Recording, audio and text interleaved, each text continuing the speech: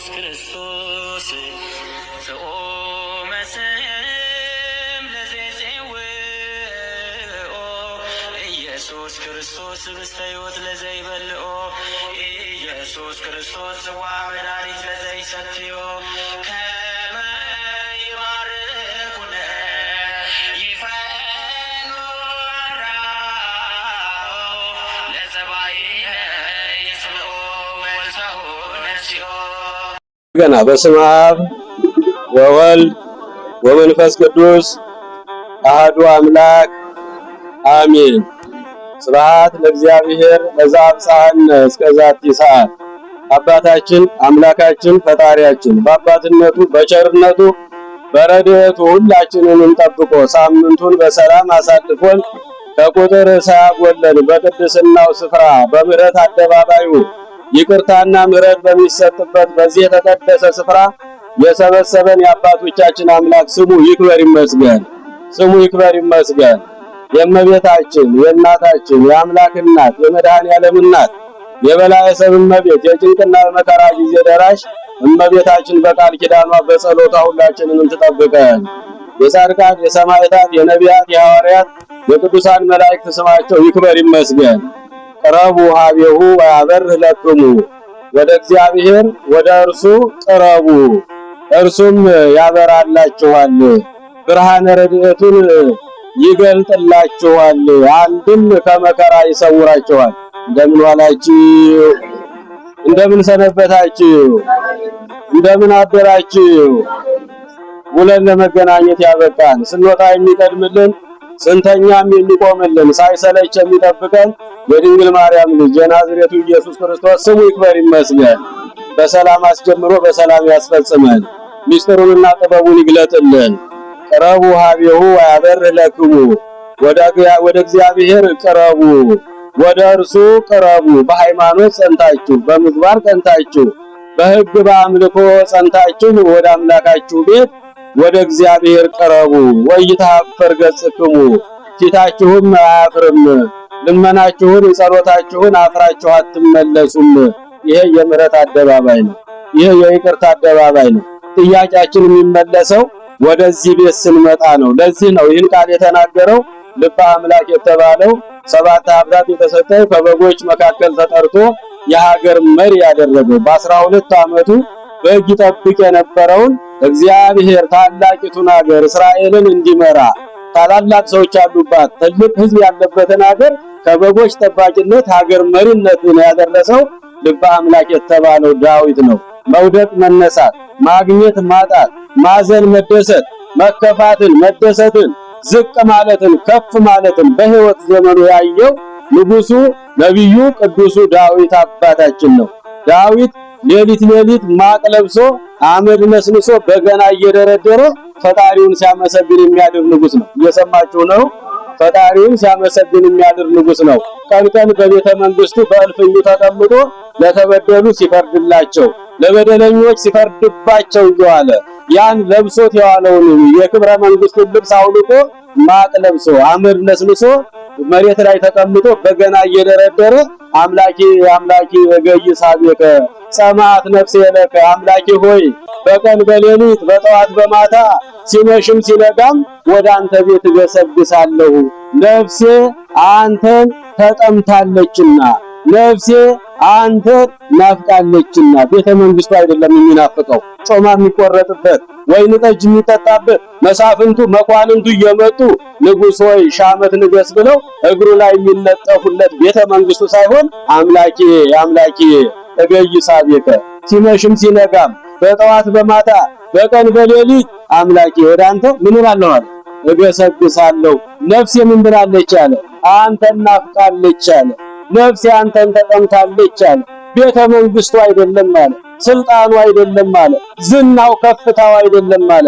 ነፍሴ በጠዋት በማታ አንተን ትናፍቃለች፣ አንተን ትጠማለችና በቀን በሌሊት ወደ አንተ ገሰግሳለሁ ያለው አባታችን ነብዩ ንጉሱ ቅዱስ ዳዊት አባታችን ቅረቡ ኀቤሁ ወያበርህ ለክሙ፣ በሃይማኖት ጸንታችሁ በምግባር ጸንታችሁ በሕግ በአምልኮ ጸንታችሁ ክፉ ቀን ሲመጣባችሁ ወደ አምላካችሁ ወደ እግዚአብሔር ቅረቡ። እርሱም ያበራላችኋል፣ አንድም ብርሃነ ረድኤቱን ይገልጥላችኋል፣ አንድም ከመከራ ሥጋ ከመከራ ነፍስ ያድናችኋል። ስለ ቃሉ የአምላካችን ስሙ የተመሰገነ ይሁን። ከመከራ የሚያድን እግዚአብሔር ነው። በመከራ ጊዜ መሸሸጊያ ነው አይደል? እግዚአብሔር ልጆች፣ እግዚአብሔር መልካም ነው። በመከራ ጊዜ፣ በችግር ጊዜ፣ በሐዘን ጊዜ፣ በጭንቀት ጊዜ፣ በውድቀት ጊዜ እንዲቀኑ በጨለመበት ግራ በገባበት ዘመን መሸሸጊያ ነው። በመከራ ጊዜ እግዚአብሔር መልካም ነው። በመከራ ጊዜ መሸሸጊያ ነውና ቅረቡ ኀቤሁ፣ ወደ አምላካችሁ ወደ እግዚአብሔር ቤት ቅረቡ፣ እርሱም ያበራላችኋል፣ ብርሃነ ረድኤቱን ይገልጥላችኋል፣ አንድም ከመከራ ሥጋ ከመከራ ነፍስ ያወጣችኋል። ወይትሐፈር ገጽክሙ፣ ፊታችሁም አያፍርም። ለምናችሁ ጸልያችሁ ጠይቃችሁ አፍራችሁ ከዚህ ቤት አትመለሱም። ዝንቱ ነዳይ ጸርሃ ወእግዚአብሔር ሰምዖ፣ ችግረኛ ሰው ወደ መቅደሱ ወጥቶ ወደ አምላኩ ወደ እግዚአብሔር ጮኸ፣ እግዚአብሔርም ሰማው ከመከራም አዳነው ይላል። ይሄ ቤት መተን ጸልየን ጥያቄያችን የሚመለስበት ቤት ነው። የእግዚአብሔር ዙፋን የተዘረጋበት ቤት ነው። ለዚህ ነው ወደ አምላካችሁ ወደ እግዚአብሔር ቤት ቅረቡ፣ እናንተ በምድር ዳርቻ ያላችሁ ሁሉ እኔ አምላክ ነኝና ከኔ በቀር ሌላ የሚያድናችሁ ማንም የለምና ወደ እኔ ወደ አምላካችሁ ቅረቡ ትድኑማላችሁ ይላል የእግዚአብሔር ቃል። ትንቢተ ኢሳይያስ ምዕራፍ 45 ከቁጥር 22 ላይ፣ መዝሙረኛው ዳዊት መዝሙር 33 ቁጥር 5 የትምህርታችን መነሻ ወደ እግዚአብሔር መቅረብ። ወደ እግዚአብሔር ስንቀርብ ሕይወት አለ፣ ድህነት አለ፣ ሰላም አለ፣ ፈውስ አለ። የእግዚአብሔር ልጆች ምዕመናን፣ በአንድም በሌላም ሁላችንም ጋር ጭንቀት አለ አይደለ? ሁላችንም ጋር ጭንቀት አለ። አንዳንድ ችግር ያለብን ሰዎች አሉ። ሁላችንም ሰላም የለንም። በውስጣችን የሚያስጨንቀን የሚያሳዝነን አንገታችንን የሚያስደፋን በውስጣችን ብዙ ጭንቀት አለ። የተጨነቃችሁ ወደ አምላካችሁ ወደ እግዚአብሔር ቤት ምን በሉ አለ? ቅረቡ፣ እርሱም ብርሃነ ረድኤቱን ይገልጥላችኋል፣ አንድም ከመከራ ሥጋ ከመከራ ነፍስ ያወጣችኋል። ከመከራ ሥጋ ከመከራ ነፍስ እንዲያወጣን፣ እንዲያድነን፣ እንዲያረጋጋን፣ እረፍት እንዲሰጠን ወደ እግዚአብሔር ቤት ቀንና ሌሊት መቅረብ እንዳለብን ዳዊት አባታችን ይህን ቃል ነግሮናል። ኢሳይያስም እናንተ በምድር ዳርቻ ያላችሁ ሁሉ እኔ አምላክ ነኝና ከኔ በቀር ሌላ የሚያድናችሁ ማንም የለምና ወደ እኔ ወደ አምላካችሁ ተመለሱ፣ ወደ እኔ ቅረቡ ትድኑማላችሁ። ቁጥር 24 ላይ ከኔ የሚርቁ ሁሉ ያፍራሉ ይዋረዳሉ ይላል የእግዚአብሔር ቃል። ሕያውና ዘላለማዊ ቃል። የእግዚአብሔር ልጆች ምዕመናን፣ እንግዲህ የምንቀርበው የተጨነቅን ሰዎችን እንኖራለን። በብዙ ነገር ጤና በማጣት የትዳር ሰላም በማጣት ጎረቤት ጋር ሰላም በማጣት በመስሪያ ቤታችን የሚያስጨንቀን ብዙ ጉዳይ ያለብን ሰዎች እንኖራለን። ወደ እግዚአብሔር ስንቀርብ ከጭንቀት ነፃ እንወጣለን። በቅዱስ ማቴዎስ ወንጌል ምዕራፍ 17 ከቁጥር 14 ላይ ስናነብ አንድ የተጨነቀ ሰው ነበረ።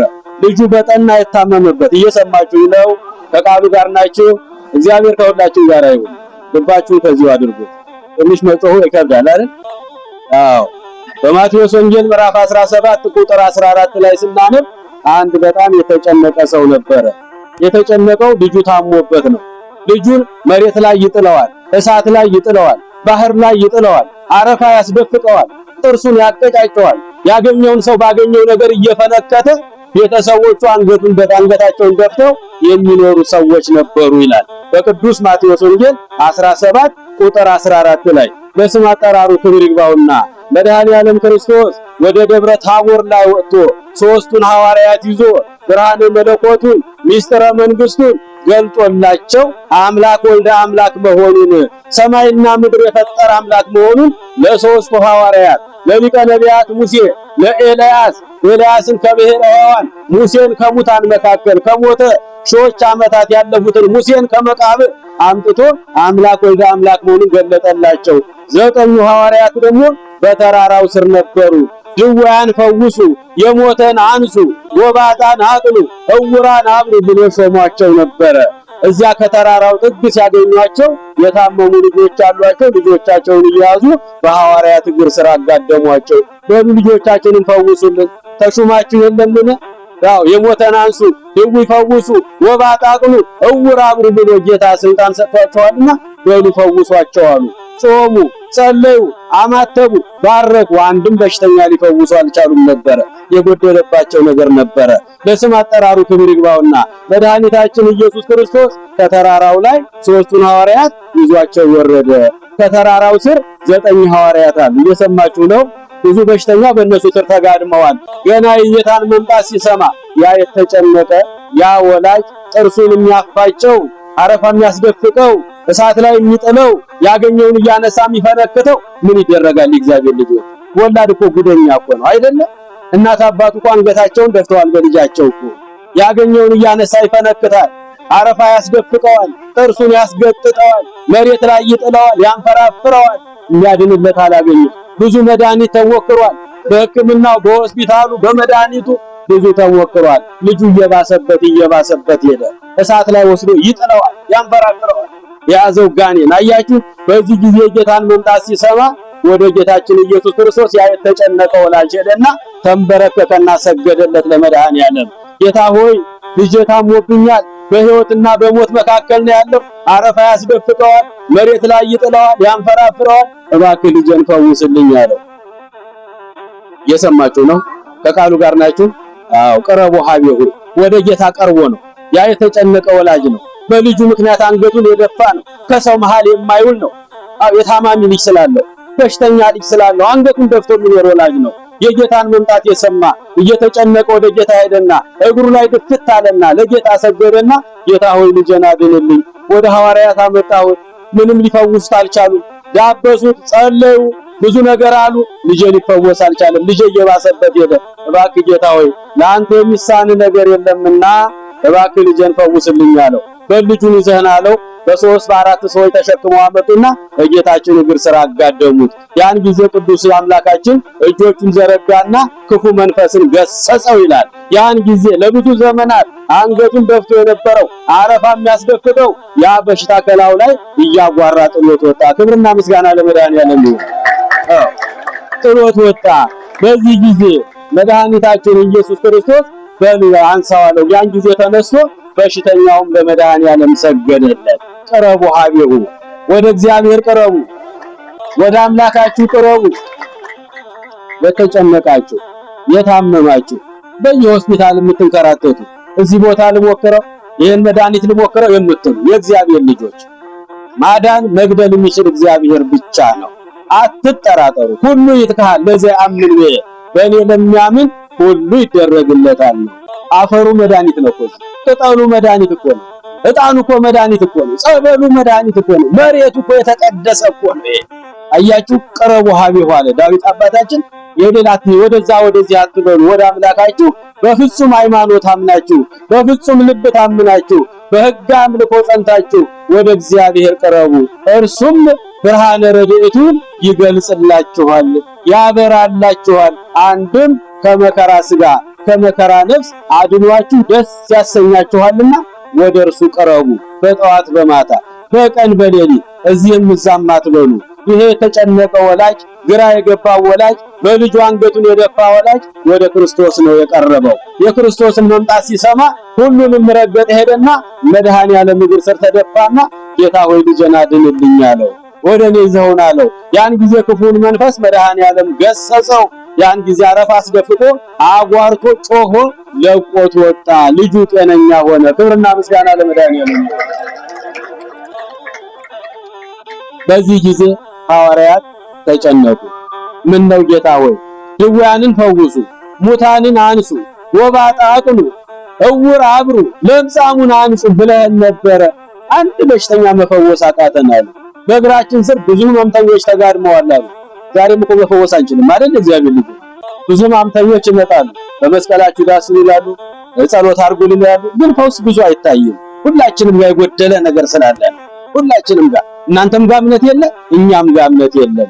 ያ ግን ወላጅ በፍጹም ልብ አምኖ ነው፣ በፍጹም ልብ ያድንልኛል፣ ልጄን ይፈውሰዋል፣ የልጄን ታሪክ ይቀይርልኛል ብሎ በፍጹም ልብ አምኖ ኢየሱስ ክርስቶስ ላይ ሰገደለት።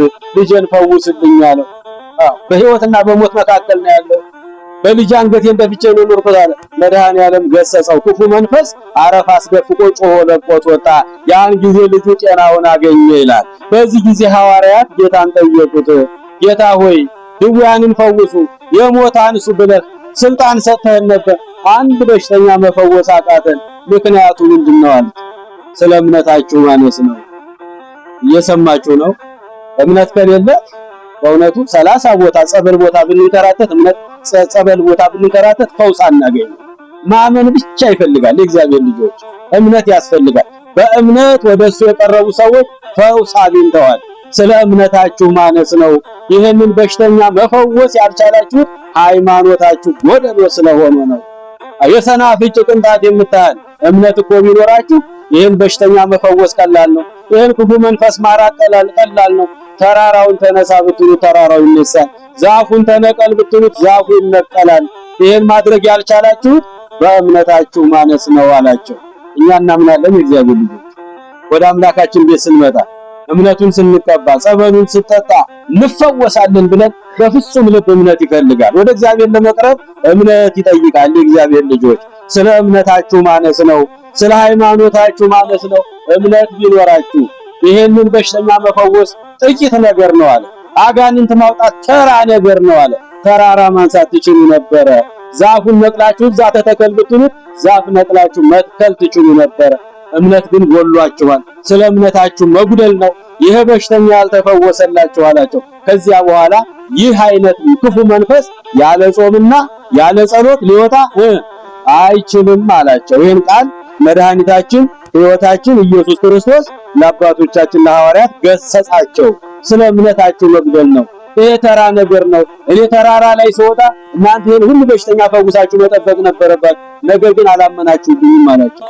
እምነት የላችሁም፣ እምነት ጎሎባቸዋል ብሎ አምላካችን ፈጣሪያችን ኢየሱስ ክርስቶስ ገሰጻቸው። የእግዚአብሔር ልጆች በተጨነቁ ጊዜ ወደ ፈጣሪያቸው ቀርበው ብዙ ሰዎች ጤናን አግኝተዋል።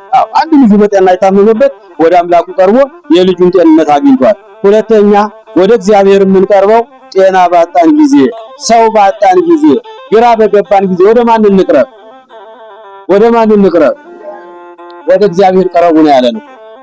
ዳዊት አባታችን የእግዚአብሔርን ፍቅር የቀመሰው ዳዊት አባታችን አምላኬ አምላኬ በይሳቤከ ጠዋትና ማታ ወደ አንተ መገስገስ ይቻለኛል፣ ነፍሴ አንተን ናፈቀች፣ ነፍሴ አንተን ተጠማች፣ ቤተ መንግስቱ አይደለም እያለ ተንበርክኮ ሲያመሰግን የሚያድረው ዳዊት ወደ እግዚአብሔር ቅረቡ፣ በሃይማኖት ጸንታችሁ፣ በምግባር ቀንታችሁ፣ በሕግ በአምልኮ ጸንታችሁ ወደ ፈጣሪያችሁ ወደ እግዚአብሔር ቤት ቀረቡ፣ እርሱም ብርሃነ ረድኤቱን ይገልጥላችኋል፣ ከመከራ ሥጋ ከመከራ ነፍስ ያድናችኋል።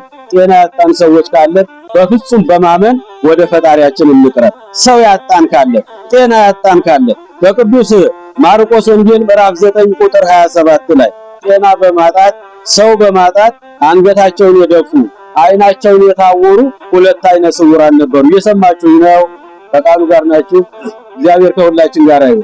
ምን አልኳችሁ? አሁን ምን አልኳችሁ? እዚህ ጋር ምን አልኳችሁ? ሁለት አይነ ስውራን ነበሩ። ጤና ያጡ፣ ሰው ያጡ፣ ብርሃናቸውን ያጡ፣ ዘመዶቻቸው ተስፋ ቆርጠው በመንገድ ላይ ጥለዋቸው የሚኖሩ የእግዚአብሔር ልጆች ምእመናን። ጤና ሲኖረን ነው ሰው የሚኖረው። ጤና ከሌለ እናትም ትሰለቻለች፣ ወንድምም ይሰለቻል። የተወሰነ ጊዜ ያሳምሙናል፣ አንድ ጸበል ሁለት ጸበል ቦታ ይወክሩናል፣ ተስፋ ሲቆርጡ ይረሱናል። አይደለ? እግዚአብሔር ልጅ የማይረሳን መድኃኒዓለም በሽተኛም ብንሆን ፍለጋ የሚመጣ አልጋችንን የሚያነጥፍልን ትራሱን የሚያስተካክልልን ትኩሳታችንን የሚያቀዘቅዝልን የማይሰለችን የማይተወን መድኃኒዓለም ነው። ወደ እርሱ በሃይማኖት ጸንታችሁ ቅረቡ። እርሱ ከመከራ ያወጣችኋል፣ እርሱ ያድናችኋል፣ እርሱ ይፈውሳችኋል። እነዚህ ሁለት በሽተኞች ጌታችን አምላካችን መድኃኒታችን ኢየሱስ ክርስቶስ እነሱ ወዳሉበት መጣ። እየሰማችሁ ነው? ሁለት አይነ ስውራን ናቸው። ቤተሰቦቻቸው ተስፋ ቆርጠው ሜዳ ላይ ያስቀምጠዋቸዋል። ወጪ ወራጅ ሳንቲም ድቃቂ እየጣለላቸው ያልፋል። ሌላ ምንም ታዛቢ ዘመድ የላቸው። ሁሉም ነገር ጨልሞባቸዋል። አይን ከባድ ነው። አይን ታማሚ ከሆነች መላ ሰውነት ምን ይሆናል አለ? ታማሚ ይሆናል። አይን ጤነኛ ከሆነ መላው ሰውነትህ ጤነኛ ይሆናል። አይን ትልቅ ነገር ነው። የእግዚአብሔር ልጅ አይን ዓለም ነው። አይን ከሌለ ሰው ልጅ ሁሉ ነገሩ በሽተኛ ነው የሚሆነው። ሰውነቱ በሙሉ ይደቃል። በዚህ ምክንያት ሁለቱን ሰዎች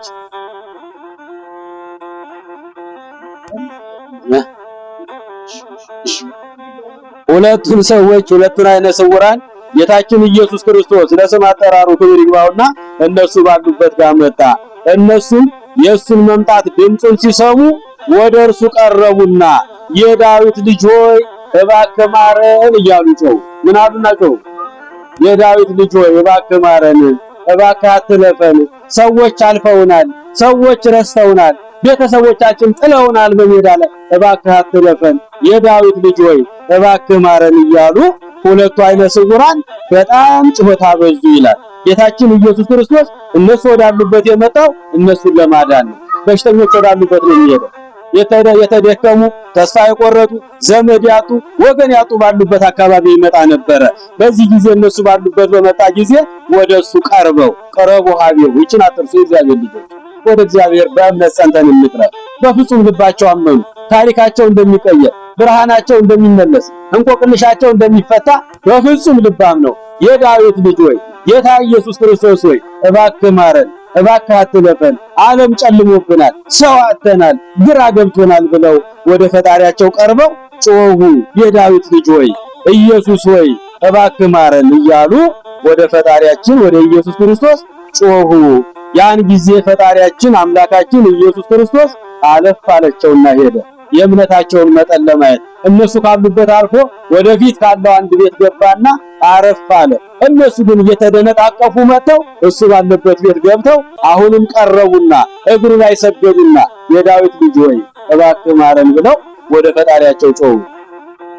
እኛም እንጮህ የእግዚአብሔር ልጅ ብዙም ያስጨንቀን ነገር አለ አይደል? እኛም ወደ አምላካችን እንጮህ። ወደ እርሱ ቀረቡና እግሩ ላይ ተደፉና የዳዊት ልጅ ኢየሱስ ሆይ እባክህ ማረን አትለፈን ብለው ጮሁ። ያን ጊዜ አምላካችን አንድ ጥያቄ ጠየቃቸው። አይነ ስውር እንደማበራ፣ በሽተኛ እንደምፈውስ፣ ጎባጣ እንደማቀና ታምናላችሁን አላቸው። አያችሁ ያለ እምነት የሚሆን አንዳች ነገር ስለሌለ ነው። ሐዋርያትንም የገሰጻቸው በእምነታቸው መጉደል ነው። ስለ እምነታችሁ ማነስ ነው። ይህ አጋንንት ማውጣት ተራ ነገር ነው። ከዚህ የተሻለ ብዙ ነገር ማድረግ ትችሉ ነበር አላቸው። ያን ጊዜ ሁለቱን አይነ ስውራን ጠየቃቸው። አይነ ስውር እንደማበራ፣ ጎባጣ እንደማቀና፣ የሞተ እንደማነሳ፣ አጋንንት እንደማወጣ ታምናላችሁ አላቸው። አዎን ጌታ ኢየሱስ ሆይ እናምናለን፣ ብቻ ግን ፈውሰን፣ አይናችንን መልስልን አሉት። ያን ጊዜ ቤተሰቦቻቸው የረሷቸው፣ ሰው የጣላቸው፣ ሰው የማያስታውሳቸው መድኃኒዓለም እጁን ዘረጋና ዳሰሳቸው። እኛን የሚዳሰን መድኃኒዓለም ወደሱ ቀርበው ነው የእግዚአብሔር ልጆች ወደሱ ቀረቡና ያን ጊዜ ሰገዱና እናምናለን፣ እንደምታድነን፣ እንደምትፈውሰን፣ ብርሃን እንደምትሰጠን አንተ የዓለም ብርሃን እንደሆንክ እናምናለንና ፈውሰን አሉት። ያን ጊዜ እጁን ዘረጋና አይናቸውን ዳሰስ አደረጋቸው። አንድ እምነታችሁ ይደረግላችሁ አላቸው። ያን ጊዜ የጠፉ አይኖቻቸው ወግ ብለው በሩላቸው። ክብርና ምስጋና ለመድኃኒዓለም። ደስ አይልም? የእግዚአብሔር ልጅ ለዘመናት አይናቸው ታውሮ ዓለም ጨልሞባቸው ቀንና ሌሊት አይታወቃቸው እናታቸውን አባታቸውን አይተው አያውቁ። ዓለም ጨልሞባቸዋል። በፊታቸው የሚያልፈው ምን አይነት ሰው እንደሆነ አያውቁትም። ይሄ ሁሉ መከራቸው እንቆቅልሻቸው የተፈታው በፍጹም ልባችሁ ታምናላችሁን አላቸው። አይነ ስውር እንደማበራ፣ ጎባጣ እንደማቀና አምናችሁብኝ ነው አላቸው። በፍጹም ልብ እናምናለን። አንተ የዓለም ብርሃን አይደለም እንዴ? የዓለም ብርሃን እኮ ነው መድኃኒዓለም። አነውቱ ብርሃኑ ለዓለም፣ እኔ የዓለም ብርሃን ነኝ ያለው ጌታ ኢየሱስ ክርስቶስ እናምንብሃለን። አይነ ስውር እንደምታበራ፣ ሁሉን ማድረግ እንደምትችል፣ የሚሳን ነገር እንደሌለ እናምንብሃለን። እባክህ ጌታ ሆይ አትለፈን ብለው ወደ እርሱ ቀርበው እግሩ ላይ ተደፍተው ሰገዱለት። እጆቹን ዘርግቶ ዳሰሳቸው። አይናቸው የጠፋ አይናቸው ወግ ብሎ በራላቸው። ክብርና ምስጋና ለቸሩ መድኃኒዓለም። አዎ ለዚህ ነው ዳዊት አባታችን ወደ እግዚአብሔር ወደ አምላካችሁ ሌላ ተስፋ አታድርጉ፣ ወደ እርሱ በእምነት ጸንታችሁ፣ በሃይማኖት ጸንታችሁ፣ በምግባር ጸንታችሁ ወደ አምላካችሁ ወደ እግዚአብሔር ቅረቡ። ወያበርህ ለክሙ፣ እሱም ያበራላችኋል፣ ብርሃነ ረድኤቱን ይገልጥላችኋል፣ ከመከራ ሥጋ ከመከራ ነፍስ ያድናችኋል። ያን ጊዜ ደስ ያሰኛችኋል። ወይታፈር ገጽክሙ፣ ፊታችሁም አፍሮ አይመለስም።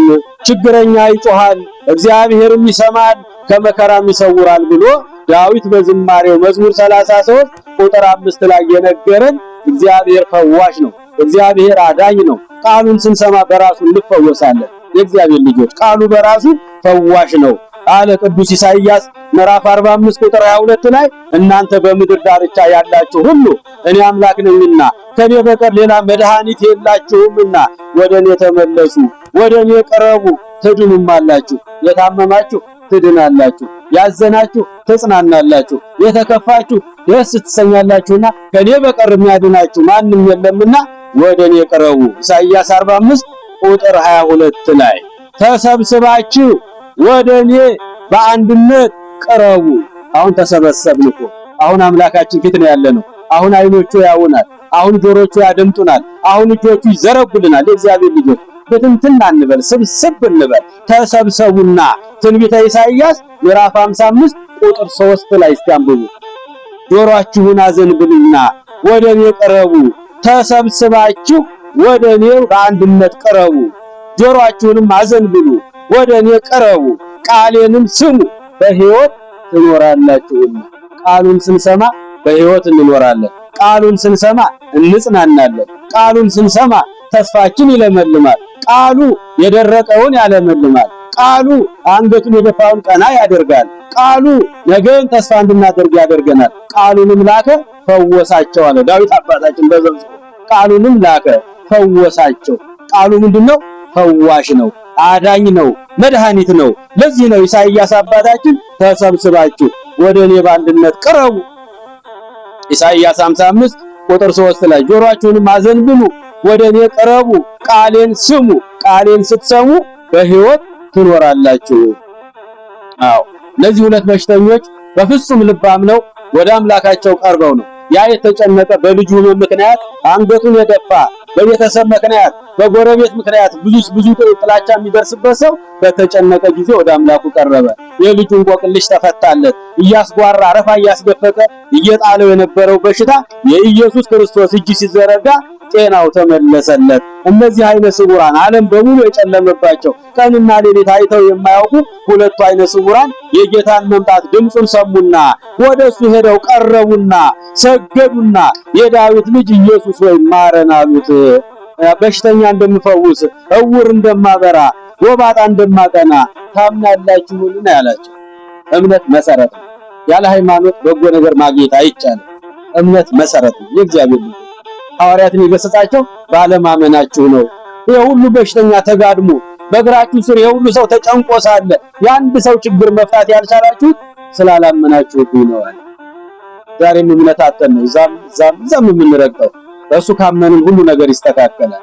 እምነታችን ሙሉ እንዲሆን መጸለይ አለብን። የእግዚአብሔር ልጆች ምዕመናን፣ በዚህ ጊዜ ሁለቱ አይነ ስውራን በጌታ እግር ላይ ተደፍተው በፍጹም ልብ እናምናለን፣ አንተ የዓለም ብርሃን እንደሆን የጠፋውን ዓይን እንደምታበራም እናምናለንና የዳዊት ልጅ ኢየሱስ ሆይ ማረን አሉ። እጆቹን ዘርግቶ ዳሰሳቸውና ዓይናቸው ወግ ብሎ በራላቸው።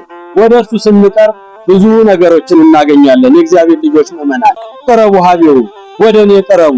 ጤና ያጣችሁ ወደኔ ቅረቡ። በትንቢተ ኤርምያስ ምዕራፍ 30 ቁጥር 17 ላይ እኔ ጤናችሁን ምን እላችኋለሁ? እሰጣችኋለሁ። ጤና የሚሰጥ ማን ነው? ጤና የሚሰጥ እግዚአብሔር ነው። ወደ ሕክምናም ስንሄድ ጸሎት አድርገን እንሄድ። ያንተ ፈቃድ ይሁን እንበለው። አንተ ቅደምልን እንበለው። ሰውማ ስጋ ለባሽ አይደለም። ሰው እኮ ምክንያት እኮ ነው። የሚያድን የሚገድል፣ የሚሰጥ የሚነሳ፣ ከፍ ዝቅ የሚያደርግ፣ የሚሾም የሚሽር መድኃኒታችሁ እኔ ብቻ ነኝ ያለው። የማድን እኔ ብቻ ነኝ፣ ከኔ ሌላ መድኃኒት የላችሁም። መድኃኔ ዓለም እኮ ነው አይደል? እግዚአብሔር ልጅ የዓለም ምንድነው? መድኃኒት እኮ ነው። እኔ ጤናችሁን እሰጣችኋለሁ፣ እኔ ከበሽታ ፈውሳችኋለሁ። ትንቢተ ኤርምያስ ምዕራፍ 30 ቁጥር 17 ላይ ጤና ያጣችሁ የእግዚአብሔር ልጆች በፍጹም ልብ አምነን መጋረጃውን እንተሻሸው፣ እምነቱን እንቀባው፣ ጸበሉን እንጠጣው፣ እንፈወሳለን። ከእግዚአብሔር በታች ነው ሁሉም ነገር ከእግዚአብሔር በታች ነው። ጤና ያጣን ወደ አምላካችን እንቅረብ። እነዚህ ሁለት አይነ ስውራን የሚያስተምሩን በፍጹም ልባቸው በማመናቸው ጤናቸውን አግኝተዋል። ሰላም ያጣን ዛሬ ሰላም አለ። እግዚአብሔር ልጅ ዛሬ ሰው ከሰው ጋር ሰላም አለው፣ ፍቅር አለው። በመስሪያ ቤታችን ሰላም አለ፣ በጎረቤት ሰላም አለ፣ በትዳራችን ሰላም አለ፣ ከልጆቻችን ሰላም አለ። ያልተጨነቀ አለ። መግባባት አልተቻለም። የመጨረሻው ዘመን ስለሆነ ያን ጊዜ ይላል መጽሐፈ ዕዝራ ሱቱኤል የሚባለው መጽሐፍ ስታነቡ ያን ጊዜ በመጨረሻው ቀን ሚስት ባል ታገባለች፣ በባሏ ደስታን አታገኝም፣ ሰላም አታገኝም። ባልም ሚስት ያገባል፣ በሚስቱ ደስታን አያገኝም፣ አይጣጣሙም፣ አይግባቡም የተባለበት ዘመን የመጨረሻው ስለሆነ ሰላም ያለው ከዚህ ቤት ነው። ዮሐንስ ወንጌል ምዕራፍ 14 ቁጥር 27 ላይ እኔ ሰላሜን እተውላችኋለሁ፣ እኔ ሰላሜን እሰጣችኋለሁ፣ እኔ የምሰጣችሁ ሰላም ዓለም እንደሚሰጠው አይደለም። የዓለም ሰላም የውሸት ነው፣ ሽንገላ ነው። ሰላም ሰላም ይላሉ፣ ሰላም በመካከላቸው የለም ይላል። ይበሉ ሰላም ሰላም አልቦ ሰላም በማዕከላቸው ሰላም ነው ሰላም ነው ሰላም ነው እያሉ ያውጃሉ። ሰላም በመካከላቸው የለም። እውነተኛ ሰላም ያለው የት ነው? የት ነው? አዎ እኔ ሰላሜን እተውላችኋለሁ፣ እኔ ሰላሜን እሰጣችኋለሁ። እኔ የምሰጣችሁ ሰላም ዓለም እንደሚሰጠው አይደለም። የዓለም ሰላም የውሸት ነው። የዓለም ሰላም ጊዜያዊ ነው። ጠዋት ሰላም ይታወጃል፣ ከሰዓት ጦርነት የሚታወጅበት ዓለም ነው። እኔ የምሰጣችሁ ሰላም ግን የዘላለም ነው። የእውነት ሰላም ነው። ሰላም ያጣችሁ ወደኔ ቅረቡ፣ ቅረቡ ሀቢሁ ወደ እግዚአብሔር ቅረቡ። በሕግ በአምልኮ ጸንታችሁ፣ በሃይማኖት ጸንታችሁ፣ በምግባር ጸንታችሁ ሳትጠራጠሩ ሰላም ያጣችሁ በትዳራችሁ፣ በጎረቤታችሁ፣ በሥራ ቦታችሁ፣ በብዙ ነገራችሁ፣ በልጆቻችሁ ሰላም ያጣችሁ እውነት እላችኋለሁ በፍጹም ልብ አምናችሁ ወደ እግዚአብሔር ቅረቡ።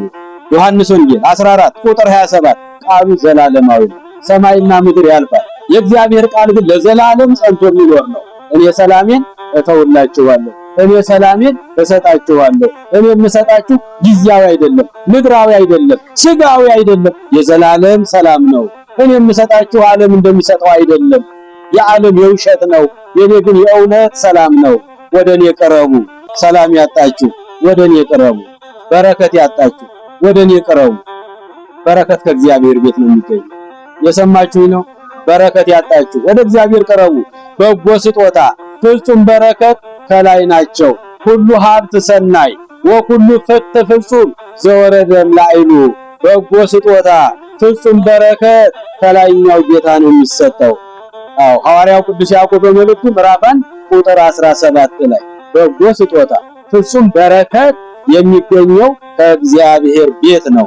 ለዚህ ነው ዳዊት አባታችን ወዲያ ወዲህ አትበሉ፣ ወደ እርሱ ቅረቡ፣ ወደ አምላካችሁ ቅረቡ፣ በሃይማኖት ጸንታችሁ፣ በምግባር ቀንታችሁ በዚህ ክፉ ቀን ወደ ፈጣሪያችሁ ቅረቡ። እርሱ ብርሃነ መለኮት ብርሃነ ረድኤቱን ይገልጥላችኋል፣ ከመከራ ሥጋ ከመከራ ነፍስ ያድናችኋል። ወደ እግዚአብሔር የቀረቡ ተፈውሰዋል። ወደ እግዚአብሔር የቀረቡ ሰላም አግኝተዋል። ወደ እግዚአብሔር የቀረቡ እንቆቅልሻቸው ተፈቶላቸዋል። የእግዚአብሔር ልጆች በቅዱስ ማቴዎስ ወንጌል ምዕራፍ 8 ከቁጥር 1 ላይ ለስም አጠራሩ ክብር ይግባውና መድኃኔዓለም የአምስት ገበያ ሕዝብ ተከትሎ እየተጓዘ ሳለ ከተራራው ላይ በወረደ ጊዜ ያ በለምጽ የተመታ ሰው ሁሉም የምትሰሙት ነው ታሪኩን። በለምጽ የተመታ ሰው ነው። በኦሪቱ ሥርዓት ለምጽ የወጣበት ሰው ከሰው ጋር አይበላ፣ ከሰው ጋር አይተኛ፣ ልብሱን ሰው አይነካው፣ መመገቢያው ለብቻ፣ ማደሪያው ለብቻ፣ ልብሱ ለብቻ። እናትም ትጸየፈዋለች። እየሰማችሁ ነው? አባትም ይጸየፋል፣ ወንድምም ይጸየፋል። ለብቻው ድንኳን ተተክሎለት ለብቻው ነው የሚቀመጠው። አፋቸውን አፍነው ምግብ ያቀርቡላቸዋል ለብቻ በሩቁ። ይሄ መገፋት ከለምጹ በላይ ሰውን የሚያሳዝን አንገት የሚያስደፋ ጤና ማጣቱ ነበረ። ጌታችን ኢየሱስ ክርስቶስ መምጣቱን ሰማና ያ በለምጽ የተመታ ሰው በለምጻሞች መንደር በድንኳን ያለ ሰው ወደ ፈጣሪያችን ገሰገሰ መጣና እግሩ ላይ ተደፋና ጌታ ሆይ ሰው የለኝም ሰው አድርገኝ አለው። እየሰማችሁ ነው? ወደ ጌታ ቀረበና ወደ አምላኩ ቤት መጣና እግሩ ላይ ተደፋና ጌታ ሆይ ብትወድ እኮ ልታነጻኝ ትችላለህ። በዚህ ዓለም ላይ ብዙ መድኃኒት ወስጃለሁ፣ ብዙ ሕክምና አድርጌያለሁ፣ ብዙ ነገር ሞክሬያለሁ፣ ሀብቴን ንብረቴን የጤን ወርቄን ጨርሻለሁ፣ ፈውስ አጥቻለሁ። ብትወድ እኮ ልታነጻኝ ትችላለህ። አዎ ከበሽታዬ በላይ በሽታ የሆነ ሰው ማጣቴ ነው። ዘመዶቼ ሁሉ ርቀው ብቻዬን ነው የምኖረው አለው። እወዳለሁ ጌታ ሆይ እባክህን ብትወድ ልታነጻኝ ትችላለህ ብሎ እግሩ ላይ ድፍት አለ። የኔና የእናንተ ጌታ ቤተሰቦቹ የሰለችው፣ እናቱ የራቀችው፣ አባቱ የተወውን ሰው መድኃኔዓለም እጁን ዘረጋና ዳሰሰው። ክብርና ምስጋና ለመድኃኔዓለም። ደግ አምላክ የማይተወን የማይሰለቸን የማይጸየፈን በመከራችን ጊዜ የሚደርስልን በመከራችሁ ጊዜ ጥሩኝ እኔም አድናችኋለሁ። መዝሙረ ዳዊት መዝሙር 49 ቁጥር 16 ላይ በመከራ ጊዜ በችግር ጊዜ በጨነቃችሁ ጊዜ ጥሩኝ እኔም እደርስላችኋለሁ፣ እኔም አድናችኋለሁ፣ እኔም እፈውሳችኋለሁ። ያ ሰው አጥቷል፣ ዘመዶቹ ርቀውታል፣ ብቻውን ቀርቷል። ድንኳን ተተክላለት 3 በ3 እዚያች ውስጥ ነው የሚኖረው። ዓለም እዛ ውስጥ ነው ያለው። የእግዚአብሔር ልጅ ሁሉም ሸሽተውታል፣ ሁሉም ርቀውታል። መድኃኔዓለም እግር ላይ ተደፍቶ ወደሱ ቀርቦ እግሩ ላይ ተደፍቶ ብትወድ እኮ ልታነጻይ ትችላለህ። አንተ እኮ ሕይወት ነህ፣ መድኃኒት ሊፈውሰኝ አልቻለም፣ አንተ እጅ ግን መድኃኒት ነው አለ። ያን ጊዜ እጆቹን ዘረጋና ዳሰስ ዳሰስ ዳሰስ አደረገው። አይሰለቸን፣ አይጸየፈን። አንቺ ኃጢአተኛ፣ አንተ በደለኛ ከኔ ወግዱ አይልም፣ ወደ እኔ ኑ ነው የሚለው አይደል? እግዚአብሔር ልጅ ወደ እኔ ኑ ነው የሚለው መድኃኔዓለም። እጁን ዘረጋና ዳሰስ ዳሰስ አደረገውና ፈቃዴ ነው እወዳለሁ፣ ከለምጽ በሽታ ተፈወሳለሁ። በደቂቃ በሽርፍራፊ ሰከንድ ከእግር ጥፍሩ እስከ ራስ ጠጉሩ የነበረው ለምጽ ግፍ አለለት። ክብርና ምስጋና ለመድኃኔዓለም ይሁን።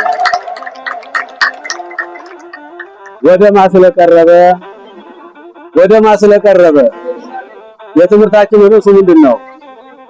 እግዚአብሔር ይስጣችሁ። በደንብ ሰምታችሁኛል። ሌላ ጊዜም እንደዚህ እንማር። ድምፁ አብለው ይቅር እንደው አይ በደንብ እንሰማማለን። እንደዚህ እኮ ይሄ ነው ጥሩ እኮ።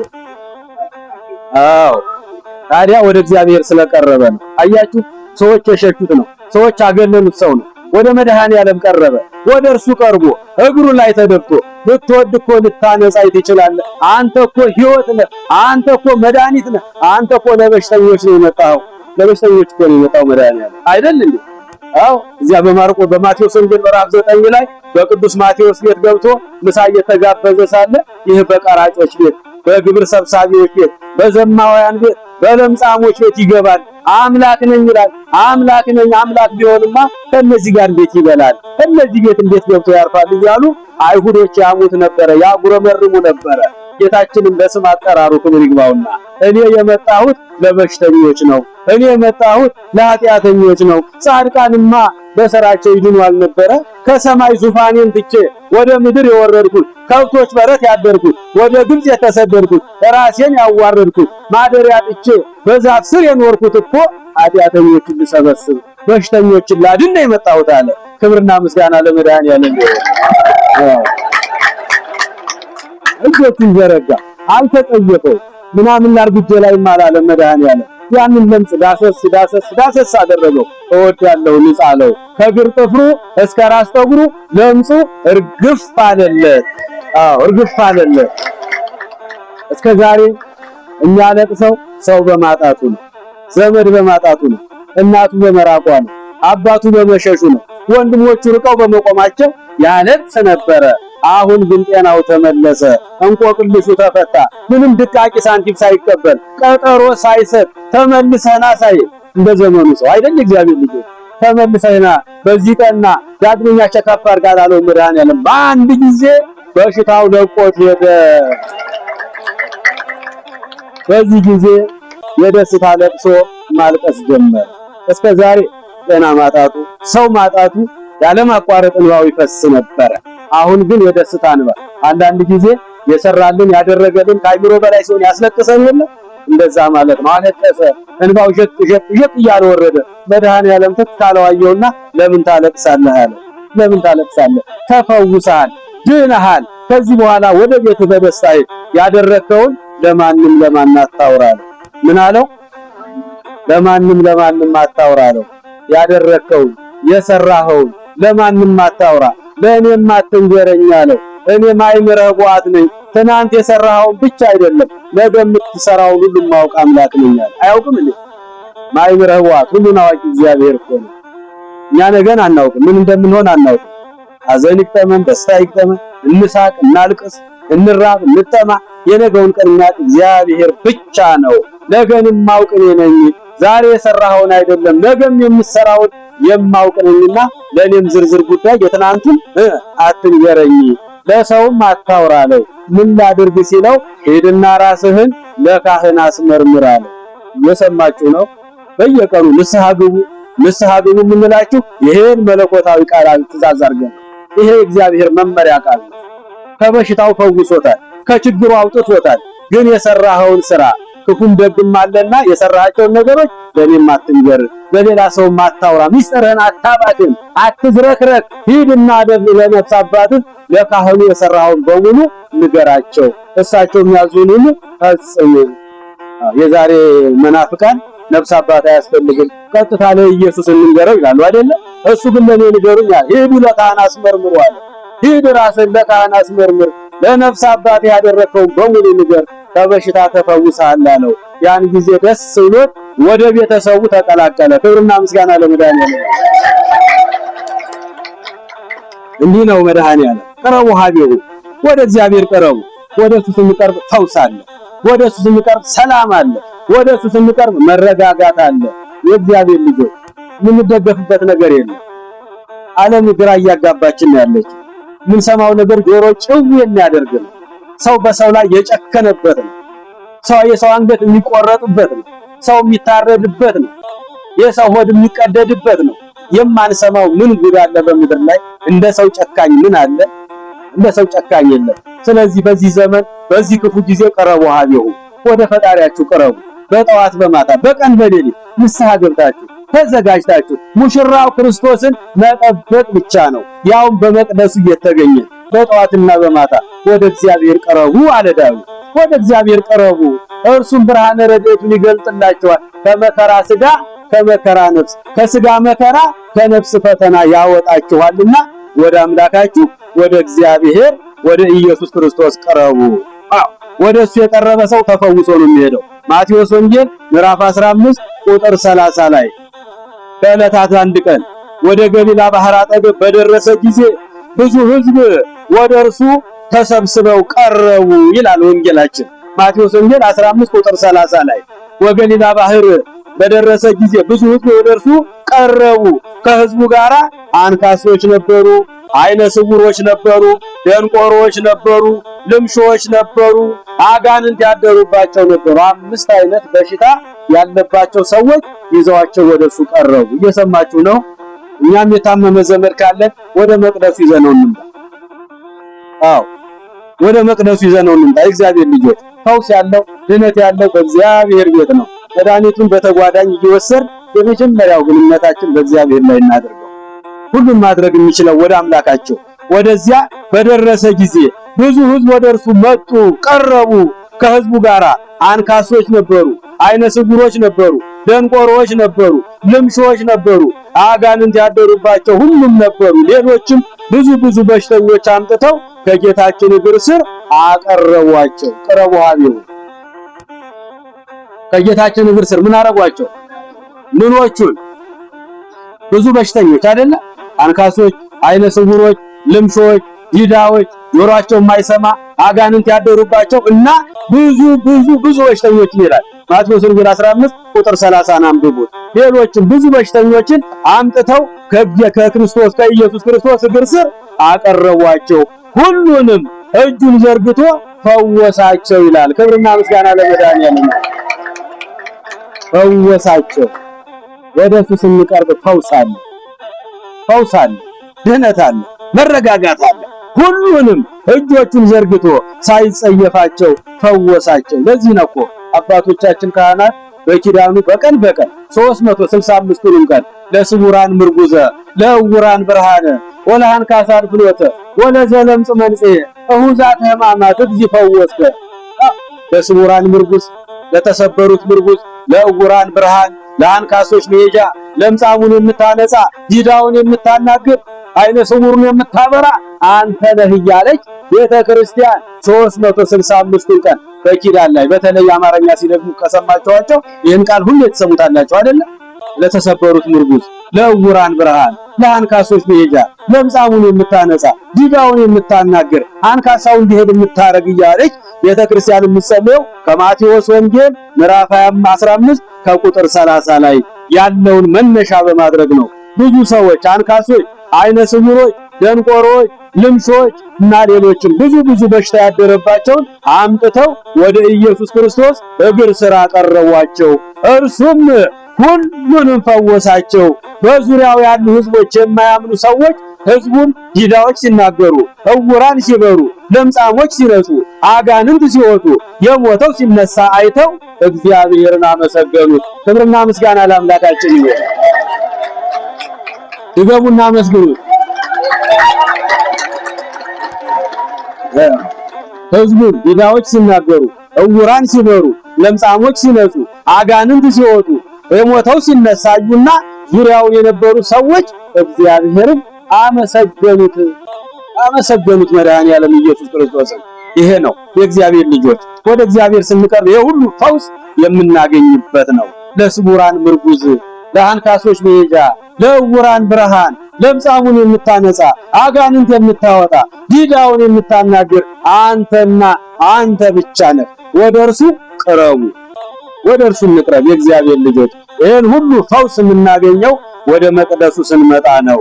በቅዱስ ያዕቆብ መልእክት ሐዋርያው ቅዱስ ያዕቆብ ምዕራፍ 4 ከቁጥር 7 ላይ እንዲህ ይላል፣ እግዚአብሔርን እሺ በሉት ወደ እናንተ ይቀርባል፣ ሰይጣንን እምቢ በሉት ከእናንተም ይርቃል። እግዚአብሔርን ቅረቡት እርሱም ወደ እናንተ ምን ይላል? ይቀርባል። አዎ ቅረቡ ወደ እግዚአብሔር ወይ ቀርበክሙ፣ ወደ እግዚአብሔር ቅረቡ እሱም ወደ እናንተ ይቀርባል። ኦሆ በልው ወደ እግዚአብሔር ወይ ቀርበክሙ ወእምቤ በልው ወደ ጋኔን ወይ ጎይም ለክሙ።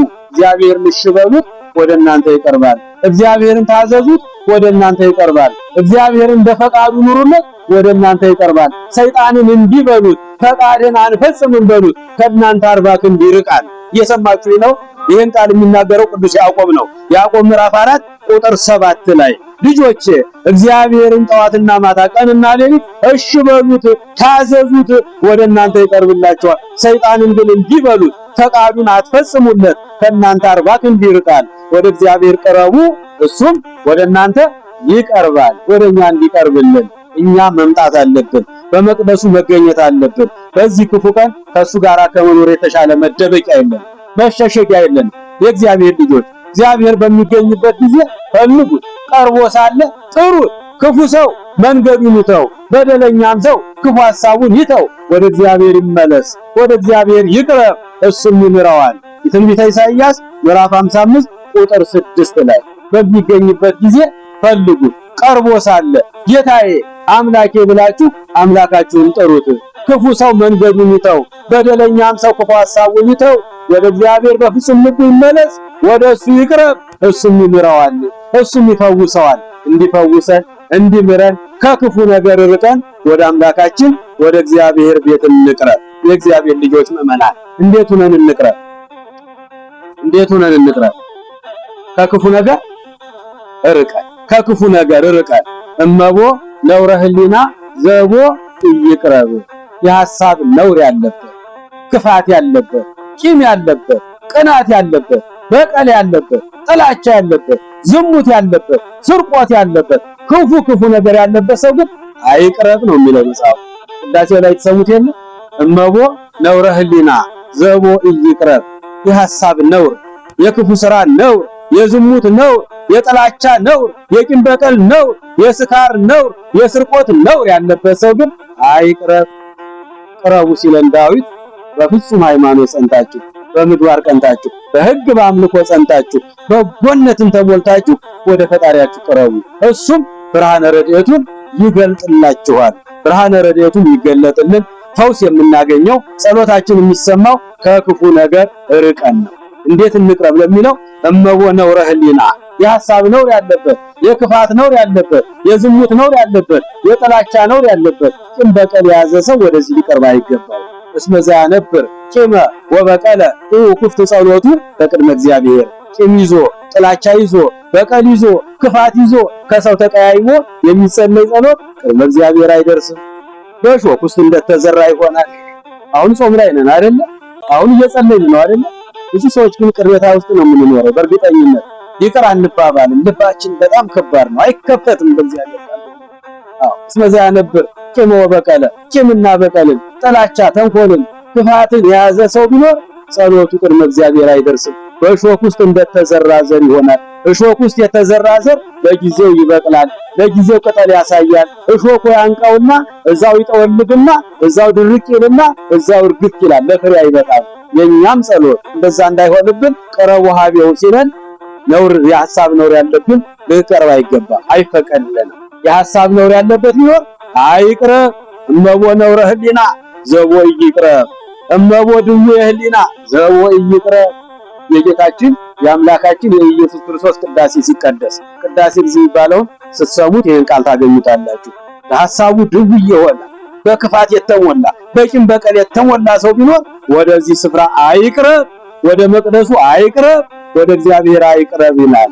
እመቦ ዘያስተሐቅር ነቢያት የተናገሩትን ሐዋርያት ዞረው ያስተማሩትን ሊቃውንት ያስተማሩትን ዛሬም መምህራን ቆመው የሚያስተምሩትን ቃል እግዚአብሔር የሚንቅ ሰው ካለ አይቅረብ ነው የሚለው። ለእግዚአብሔር ቃል ጊዜና ቦታ ሁኔታ ልናስተካክል ይገባል። በዚህ ቦታ ላይ ስፍራ ላይ ቆሞ የሚናገር እግዚአብሔር ነው። እየሰማችሁ ነው? አዎ፣ ሰው ምክንያት ነው፣ ራሱ እግዚአብሔር ነው። ያለ እግዚአብሔር አጋዥነት አንዲት ቃል መናገር አይቻልም።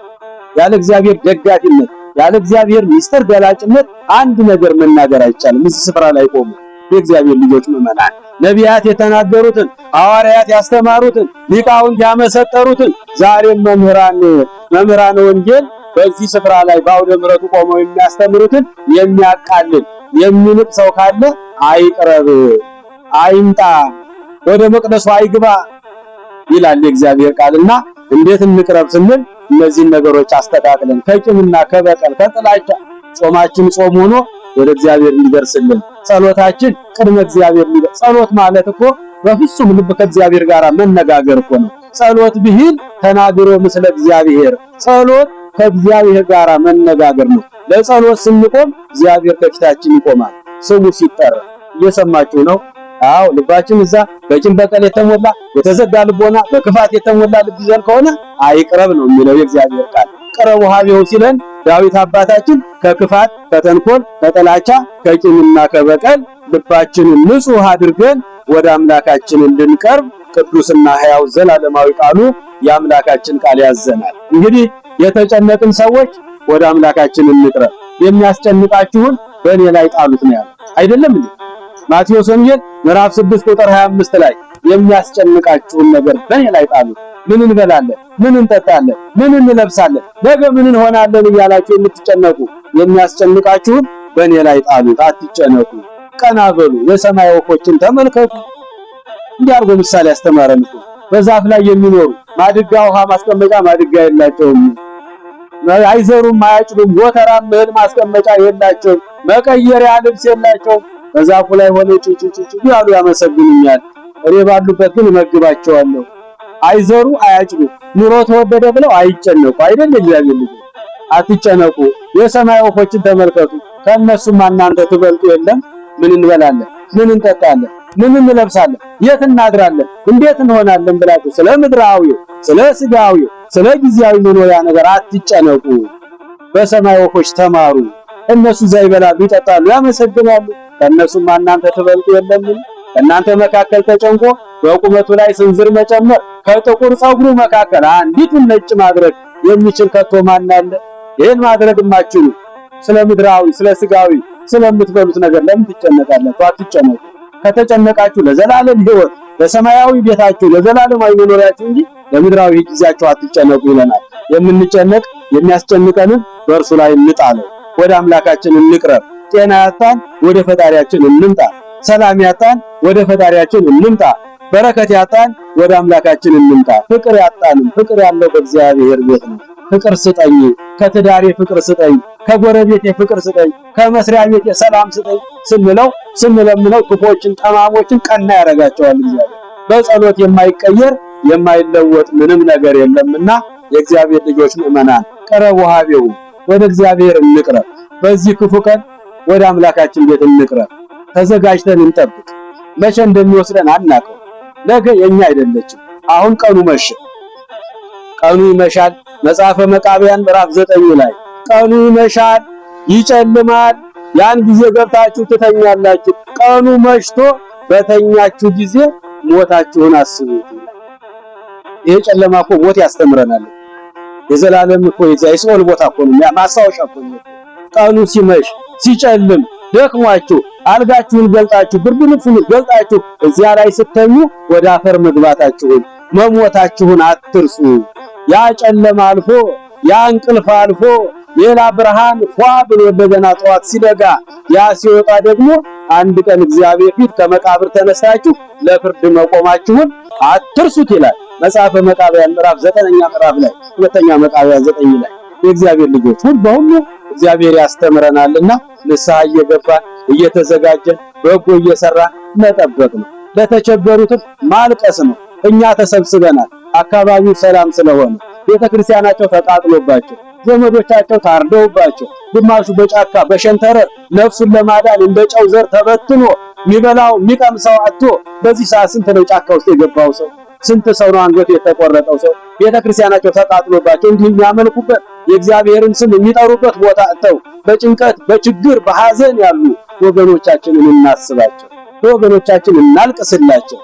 የነሱ ጋር የመጣው እኛም ጋር የማይመጣበት ምን ምክንያት አለ? ምን አጥር ቅጥር አለን? የእግዚአብሔር ልጆች እግዚአብሔር ነው አጥራችን ቅጥራችን። ያን የምንሰማውን መከራ እዚያው በቃ እንዲለን እነሱንም ባሉበት እንዲያረጋጋልን የሞቱትን በገነት እንዲያሳርፍልን ከዳግም መከራ ከዳግም መርዶ አምላክ እንዲሰውረን ጠዋትና ማታ ቅረቡ ሀቢሁ ወደ እግዚአብሔር ቀረቡ፣ ወደሱ እየመጣችሁ አልቅሱ፣ ከመከራ እንዲያወጣችሁ ከችግር እንዲያወጣችሁ ተብሎ ተነግሮናልና ጠዋትና ማታ ከእግዚአብሔር ቤት አትቅሩ። መታችሁ አንዲት አቡነ ዘበሰማያት 41 ጊዜ ኪርያላይሶን አቤቱ ራራልን፣ አቤቱ ይቅር በለን እያልን ሁላችንም እናልቅስ። እንኳንስ ቀን አልቅሰን የማናልፈው ዘመን ላይ ነው ያለነው። በእውነቱ በዋዛ በፈዛዛ የሚታለፍ ዘመን አይደለም። ቀኑ ከብዷል፣ ጊዜው መሽቷል፣ ቀኑ አልቋል፣ ጊዜው ጨርሷል። የመጨረሻው ሰዓት ስለሆነ እየመጣን ወደ ፈጣሪያችን ማልቀስ ነው ያለብን። እየመጣን ፈጣሪያችንን አድነን ማለት ነው። አውጣኝ ዓለም ወጣ አብላኝ ዓለም በላ ሳይጸልይ የተኛው አሳማ ተበላ ይላሉ አባቶቻችን።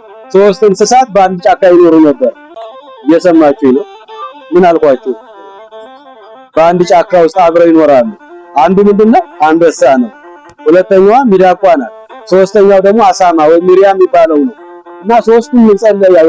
ተኝተው የሚኖሩት እዛው ጫካ ውስጥ ነው። አንበሳው አብላኝ አብላኝ አብላኝ እያለ ይጸልያል። ሚዳቋ ደግሞ ያው እንደሚበላ ስለምታውቅ አውጣኝ አውጣኝ አውጣኝ እያለ ትጸልያለች።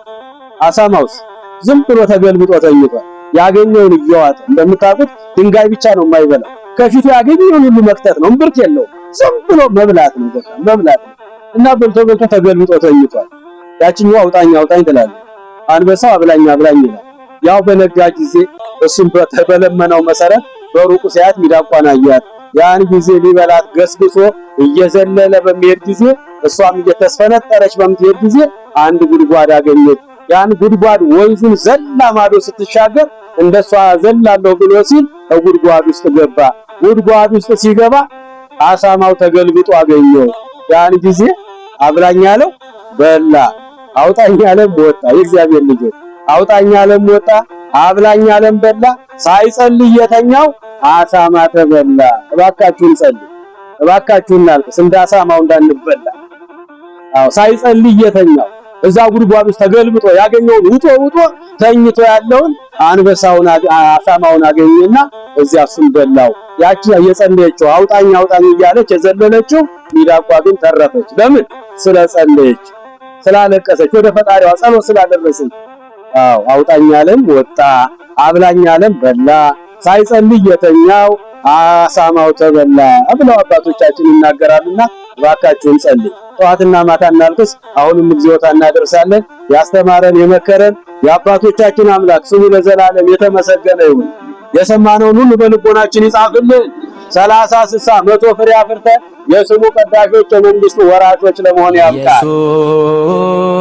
ኢየሱስ ክርስቶስ ጽኦመ ስም ለዘይጼውኦ ኢየሱስ ክርስቶስ ብስተ ሕይወት ለዘይበልኦ ኢየሱስ ክርስቶስ ጽዋ መድኃኒት ለዘይሰትዮ ከመ ይባርኩነ ይፈኖ አዳኦ ለጸባኢነ ይጽብኦ ወልተሁ ነሲኦ